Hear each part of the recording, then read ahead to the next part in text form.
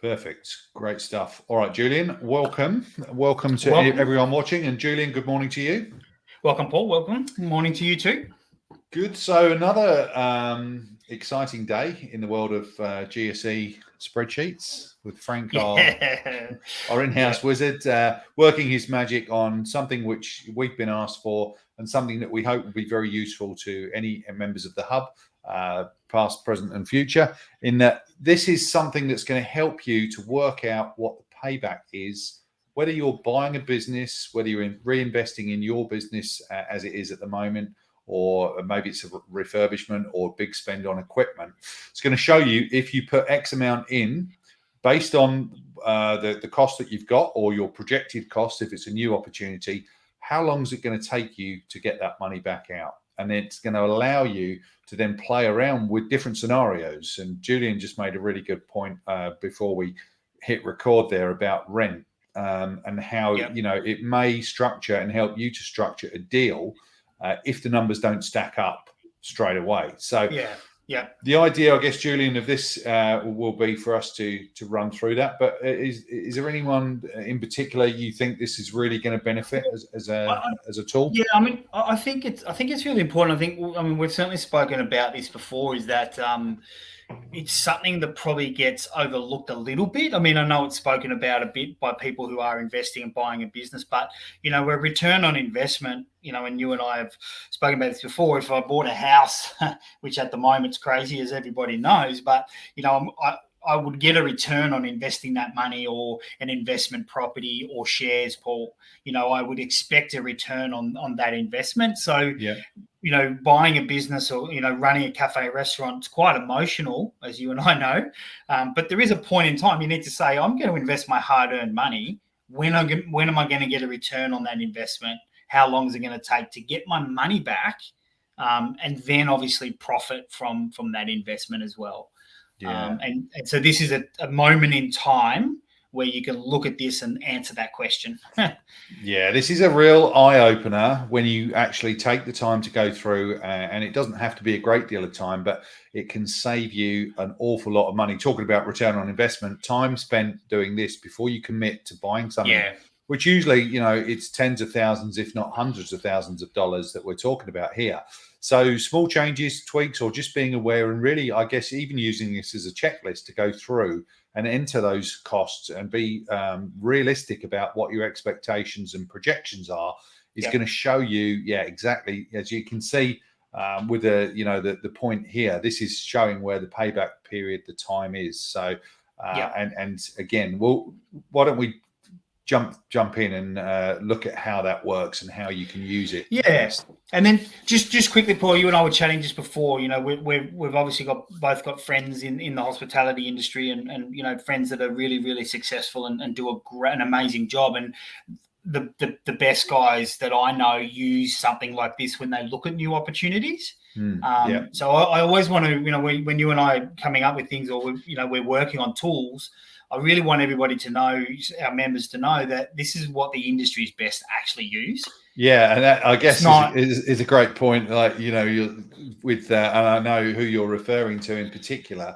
That, it's us working with people like that one-on-one, where we, we still learn. We're still learning every day. We learn from them. But these tools and what you're seeing in the hub and the whole idea of the hub is that, we're generating these tools for our existing clients and existing members. And it's making it easier and quicker for them to make the right decisions. And then by adding them to the hub and making that accessible to, people that may not want to spend on one-on-one consultancy or bigger budget stuff, then you can do it yourself. Like, you can download this tool, you can work it out yourself, and hopefully it's going to, like we always say, hopefully it's just going to help people to avoid mistakes or expensive learnings that we've made in the past. So you're effectively learning. It's not just us. It's also people that we're working with that are driving the need to create more visibility, more tools like this. So, I'd encourage anyone that's looking to invest anything to just run through this just as a sense check to give you an idea to know, is it going to be 6 months? Is it going to be 24 months? when are you going to get that money back? It is usually a significant chunk of your hard-earned life savings or money, Yep. or money that you borrowed. So Yeah. it's important that you get that figure worked out. Yeah. Right. All right, Julian, do you want to just talk us through what's going on over here? So this is obviously on the left-hand side is where you can actually input the data. So again, Paul, there's two sort of circumstances here. Maybe it's a new opportunity and you have some hard data that you can enter in, or maybe it's a brand new greenfield site, that you're looking at and trying to stack up to see whether it works or not. You've been offered a new cafe, in a corporate building or something. So you have some data. So the first part would be to look at your revenue and say, well, what can I turn over in this weekly? And this is sort of where you start to build. Is it a 5-day week business, Paul? Is it 7 days? Is it breakfast, lunch, and dinner? And there's a little bit of work that has to go behind this and work out, well, what's the reality of my turnover going to be weekly? This document, I think, doesn't include GST, so just do your sales obviously without GST in here. That's so right. Here, take the government bit out straight away. Yeah, it's 100%. not your money. We know that. So Yeah. So here let's build it and say, let's go and say, okay, well this premise is going to turn over $15,000 a week. It's a small cafe in a corporate building in the city, 5 days a week. So let's chuck in 15 grand a week there. So if we're taking the GST off that's going to be, say, 13.5. Where are we? 636. Yep. Roughly speaking. Yep. Okay. So we've got that in there.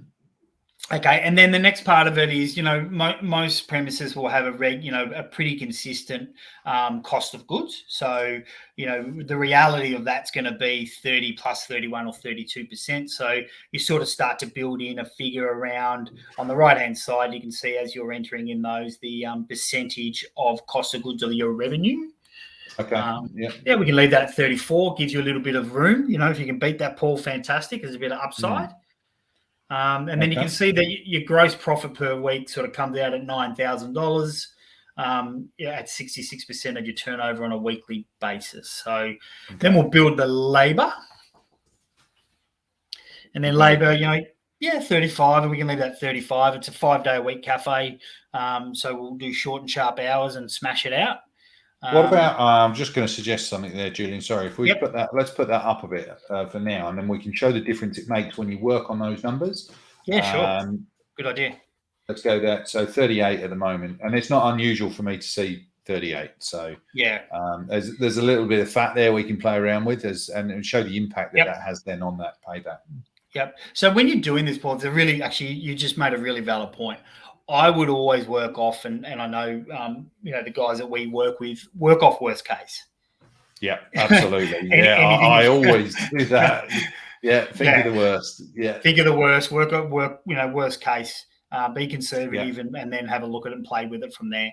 So look, let's do the same. Sorry, Junior, I was going to say, let's do the same with rent, as you talked about, using this as a tool also when you're going through those initial rent negotiations and being fully aware that if you're taking 15 grand a week, that's actually 13,600 by the time you take the GST off. And that's before we've looked at any other costs. And then you can see what you're left with and then play around with those numbers to make sure the site really does work. I mean, obviously with my background in landlords and negotiating rentals and everything, this is hard and fast with rent. Like this is where you want to work out whether you can afford this premise. So well, once you've signed it, that's a pretty binding agreement at least, isn't it? So so this can be used here. As you said, this can be used if you're doing a refurb and you're signing a new lease, or you're buying a premise. This is where you start playing with numbers. 100%. Yeah. Okay. And then where are we here? So we've got the rent in. Yep, and then we sort of move down to the fixed costs. So you start looking at, obviously any outside costs. So utilities, gas, electricity, insurances, accounting fees, bank charges. So you start sort of working that out.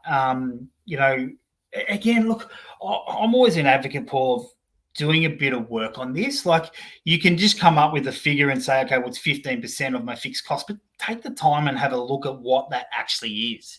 Yes, it's just absolutely. so beneficial to go through it and say, what are my costs, and what is my gas and what is my electricity. So take the time to go through and list down all your fixed expenses, and then so that I mean, you can sort of I just plug in some numbers, Paul.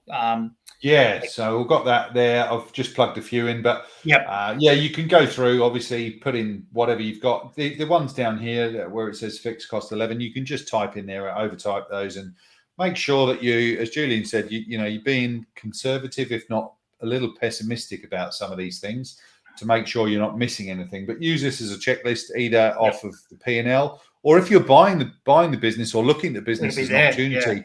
You can use this off of the existing P&L, so you get actual figures in there. And then when you come down here, you've got what the total net profit is, basically weekly, monthly, and annually. And from there, it's going to show you one of the key metrics that we always talk about, the net profit percentage. So the percentage, this is one of the key focuses. That 11%, as you'll know from anything you've watched before, that's not something you should be targeting. That should be, as we said, the worst case, ideally, the worst case scenario. So effectively what you've done is just built a bit of a P&L, and you can have a look at your net profit at the end of it and get a bit of a feel for where you think this shop, or this opportunity is going to come out. And you can, like I said, this is a live feed, so you can play with the numbers and get a good feel for it, be conservative. And then you move down to the next important piece of the puzzle is, okay, well, how much is this opportunity going to cost me? And again, that's buying a business, or if you're refurbing it, you need to drop 50K on it, Paul. 50,000 to upgrade your equipment, or just do some upgrades to the business. So in here, we're going to buy a little business. So what do we think we're going to buy that little cafe for, Paul? What do you think? I think you could probably leave it at 120. All right, let's leave it at 120. So we'll leave it there, and then once we've got those guide figures in, we can then we'll just quickly look at the results that spits out, and then let's play around with what some small changes might mean to that payback figure. So at the top here, the analysis is telling you that your net profit of 75,000 is about a 10.71 profit margin. And that the investment of 120,000 is expected to be paid back after 19 months of continuous operation. So that's populated automatically, and you'll notice as we make changes, that will change. Those figures will change, and the period of time will change as well. So then the graph below that, so the graph below that's just giving you a visual of what that text is effectively, and payback period of 19 months. So down the bottom of that graph is all the months it takes to pay that back. The red line going across the top is the $120,000 investment, and then obviously the cash balance is the profit as you're making that net profit, and how long it takes to get that money back. So that's a really very visual, really powerful snapshot. The way we like it. It's good. It's good. Okay. So and this section here, I think I just want to go back up to that section, Paul. Sorry, I'm just going to say something. This is really important. So, if you're buying a business, Paul, and there's 4 years left on the lease, or 6 years, this is where that factors into it too, right? Because I know that 19 months of that lease cycle is going to be taken up of actually just paying back my investment. So you look at it and go, okay, well, do I have enough time left on the lease to pay that back? Tick. And then I don't want to just pay it back, Paul. I want to make money. So you want to be able to sell it as well. I don't want to be able to sell it. So how long after that period do I have left on a lease that I can make profit, but also give myself enough time to sell it if I choose to, and cash out and move on? So absolutely very important. That one visualization of what we're looking at there answers a lot of questions, or asks a lot of questions for you to answer. That's right. If you haven't thought it through properly, it's going to give you more questions than answers. So a very good checklist. Yeah, and I've been in a position before where we left enough in a lease to sell, and it's a really important time, isn't it, to say, Yes. if we sell it at 4 or 5 years left on it, that person's got to pay back their capital and then make money, and there's a real balance to that. 100%. Yeah. Okay, and then we've got some more graphs down here. Yeah, graph. So this one's effectively giving you a bit of a snapshot of your revenue, gross profit, and net profit as positive cash flows in a sense of money in, hopefully money in, and then giving you a snapshot of money out in your cost of goods, your labor, your rent, and your total fixed costs. So effectively what the data is you entered on the left-hand side is being visualized on graphs on the right-hand side. So that's good. Sort of it's does. Depending on how you I find it much easier. I'm quite visual, much easier for me to see what's going on here than trawling through I the like numbers. that one. So the idea is that whatever works for you, and there's a way for you to easily see the results and hopefully be able to make the right decision based on those results. Yeah. And so if you're having a look at the one on the right-hand side, Paul, sorry, just a second before we go down, the one on the right-hand side, you can sort of see your revenue is the biggest piece of the pie, which obviously you would hope so. But then you sort of get a feel for where your costs are. So you can see, your labor costs are the larger costs at 38% and your cost of goods. And then, so from looking at that, Paul, is, we can then say, how do we work on those two costs to reduce those costs and make more money? It's a real It allows you, or gives you the visibility to know where you need to drill down, where you've got to change things, and from there, as we always talk about, we've got resources that will help you deep dive into those situations. So if your food costs are too high, for example, then there's templates and tools in how to really work your menu costings out properly and double check, and there's plenty of results we've had recently after the 30-day challenge with people who, really did deep dive into those menu costings that originally their gut feel was that everything was okay. And in certain cases, it really wasn't. So it was very useful to double check that and just to make sure that everything's where it needs to be. Okay, and then moving down here, this is this looks a lot more complicated than it actually is, Julian. So it's you can demystify this for me. It's the heat map. Frank's gone crazy on the heat map. Yes, so if we sort of look at this as a point where we can see what effect an increase in labor or an increase in cost of good has on net profit.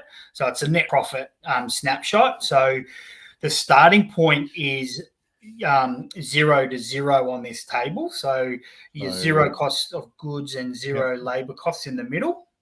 So that's just where the mouse is now, just there. 76. Which you'll notice is in line with what we've got over here, which is 76. It's just rounded up. But that 0 0 is so what we're saying here effectively is that middle point of that's where all the data we've put in, that's our net profit at 11%, which is $76,000 a year annually. And then what happens if labor goes up, by 2%? What effect on my net profit does that have? So if we sort of go, I think it's up, so I think it's going down, Paul, isn't it? 76. Oh, sorry, yes, that's right. Yeah, that's it. So if you go 2%, your net an increase of 71. labor. Yeah, correct. 71. So you can sort of move along this graph and see, okay, well, if my cost of goods comes down, if I can work my butt off and get the cost of goods down, what sort of effect does that have on net profit? And you start to go to the left and see that you're increasing your net profit to 81,000. 81,000. So it's a heat map that can move left, right, up, down, and just have a look at what effect on net profit. Really useful. Yeah, really useful as a snapshot. Yeah, I probably need to put my glasses on for that to really get the best use from that. But that's really again comes back to how you take data in. What's the best way for you? This is a really useful table. It's actually, I don't know why, it's reminding me of school for some reason. I think we also had these. Yeah, really. The heat map. Yeah, some hideous memories, but it's very a very useful thing to have if you wanted a quick snapshot of if your COGS go up 1 or 2%, labor comes down 1 or 2%. What does that mean based on the cost that you've got input here. So you don't need to go and change all of these necessarily. Yeah. But as we sort of said when we kicked off, the idea is that you put this information in to see where it's at and then play around with it. So from here, Julian, like if let's say you're in rent negotiations, for example, you're looking at, let's say you're buying this place, but there's an opportunity to negotiate with the landlord in relation to rent. In this particular situation, you can see that we've got the rent here is at 13%. So would you then use this as an opportunity to kind of play around with those numbers to get that where you feel it should be? Yeah, definitely. So I think if I think this is a bit hard and fast for me, that if if you're looking at an opportunity or you've got a lease renewal and the landlord comes and says, I want a 20 grand or 30 grand increase a year, you plug in these figures, and if it just gets out of control, then you've either got to walk away and make the hard decision, which you and I understand it's very emotional, but it has a real effect. And if we increase that rent, if we chuck another $500 a week on that rent at 2-3, the payback period then comes to, what does that jump to? 29 weeks. So 29 months. 29 months. Sorry. Yeah. Wow. At $500 a week, which sometimes and look at the profit as well. The profits come down to 7. No, but the profit's down to 7%. And the rent as a percentage of turnover is 17%. So, if I was looking at this myself at 1,800, and it does depend where the business is located. Obviously, if it's in the middle of Westfield, you're going to be struggling to get below the sort of 10% that the benchmark that most people aim for. But let's, for argument's sake, say this is a normal kind of setup, and you were aiming to get that. If you going the other way, if we got that down $200 a week, which is not, it's not a massive ask, is it? That's going to knock 1% off and takes a couple of months off the payback there. From that, and you're down to 12% immediately. So again, if you go down, let's say to $1,300 a week, you're bang on the 10%. Boom. Yeah. And then you can see that your payback's 14 months. So we've effectively dropped 5 months of payback. You've got 5 months there of additional profit. So part of this, Paul, we'll jump into rent. There's other factors, but I'm just going to go on rent for a second. Is that when you're talking to a landlord, it may be, again, that you're buying a property and you've got an opportunity to negotiate the lease and extension, or you're going into a new property, or you're renewing your lease negotiations. Is when you do this and you build a spreadsheet like this that has a bit of factual about it, it's a bit factual. To be able to sit in front of a landlord or a representative and say, if I pay $1,800 a week, or my payback for my investment that I've got to put into this blows out 10 months. Like when you start talking about factual information to those guys, it changes the negotiation ball game, because they know. It does. Completely. Yeah, they know what you're talking about, and it's all of a sudden it's back on them to say, well, I can't pay that. And this is where it needs to be for me to make money. And the goal really should be, unfortunately, it's not all the time, but you want your retailers to make money, if you're talking from a landlord's point of view, so they pay rent for the term of the lease. Yeah, so exactly. There's no cost. Finding new people, and it's no good when people come and go for landlords. Yeah, so. I was helping someone with a renewal the other day, and I said to them, you need to go to your accountant and you need to sit down and actually work out, what rent you can effectively pay. You need to do these exercises and work out where it actually is. That's it. There's no point in just like sitting here from a gut feel point of view saying I need a discount in rent. Great. What is it? Yeah, no, you've got to put the case forward and work it out. And like you said, come in with factual. And again, this is like going back to why we've created this tool. It obviously as an additional resource for anyone inside the hub, but in the sort of one-on-one side of things, it is to give that help with negotiation in a very factual and visual way. It makes a big difference when you can demonstrate to landlords, either done this yourself or you've engaged somebody like us to help and deal with it, then it's definitely going to help you with the negotiation. They know you've got skin in the game and you're actually serious about putting together a deal. And like we always say, a negotiation is exactly that. It has to work for both sides. So the landlord wants somebody that's going to pay the rent. If you're proving that actually what they're asking for is not going to be viable for you or anyone else, it might just, get them to rethink it, but it will also give you credibility with them, which definitely is never a bad thing, is it? Yeah, I mean, you and I have talked about this before, and I'm pretty sure I've told people, but I made a mistake and opened a restaurant that I didn't need to. And it went away from the business model that I'd created. I was offered a huge amount of money from a capital incentive to build it. So from an outlay, it didn't cost us a huge amount of money, but it still cost a couple of $100,000. So it's still a lot of money.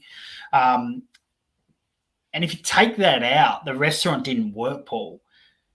It lost money, and it would have come back to what I'm looking at here to say, okay, well, now this model's changed and this is what the rent I'm paying. And this would have told me really that it wouldn't have worked. Those incentives, I've had a similar situation with a client this week where they've been offered a seven-figure amount as an incentive to go in. But when you actually go through this process and work it out, it's not a viable business. But you can get lured in by that. It's a very attractive proposition. And unless you go through this very carefully, you end up, as we said, committing to 5, 10, 15 years of business. And if it's not a good business, it's going to be very difficult even to assign the lease or sell the business, isn't it? Yeah. So I closed that business in 2 years. Right. Closed it, shut down, walked away. Yeah. And besides losing a lot of money, emotional pain and all that sort of stuff. But, when you're losing $5,000 a week in a restaurant, it adds up real quick. Oh yeah. And it doesn't matter how much capital the landlord's giving you. So this tool for me is gold. Yeah. Great. Takes out a lot of emotion. Well, yeah, and that's right. Yeah, it's there needs to be emotion and logic in the process, but the logic side, I'd be putting the emphasis on that every day of the week, 100%. Yeah. Great. All right. Is there anything we haven't covered there? Is it hopefully pretty straightforward to use? The idea, I think, with this, the same as the others, is that we're trying to make it simple to use, but to actually deliver very powerful and very useful information in a visual way. That's the goal. Definitely. So really keen to get feedback from people that are using it, and keen to find out what you've used it for, whether it was a purchase of just a piece of equipment or an investment in a refurbishment or a second, third, fourth, fifth outlet, whatever that looks like.